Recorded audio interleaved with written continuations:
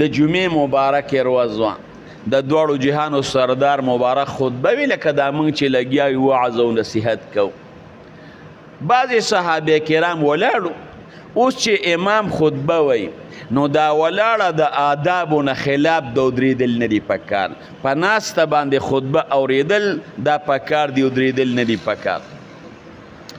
حضرت عبدالله ابن مسعود رضی الله عنه را روان بالکل د جماعت دروازې ته راورسېد.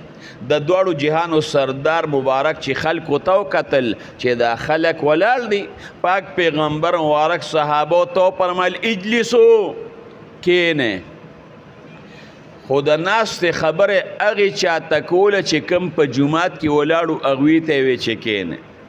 عبدالله ابن مسعود رضی الله عنه د ورله را رسېدلی چې د دواړو جهانو د سردار مبارک اواز یې اوري چې اجلسو، کینې. په جلسه علی الباب په دروازه کې کیناست. د دواړو جهانو سردار مبارک چې عبدالله بن مسعود رضی الله عنه ته وکتل چې دی خو په دروازه کې کیناست، ما خو دته د ناستې نه دی ویلې، ما خو ولاړو ته ویلی دي. هغه ته وی تعال یا ابن مسعود، ابن مسعود راځه تا ته نه ویم، راځه. دومره ابن مسعود رضی الله عنه د پاک پیغمبر مبارک تابعدار دی چې د ابن مسعود مجال څه دی چې امام الانبیا وی کینه او دی کینې دي، هغه به څه مجالي.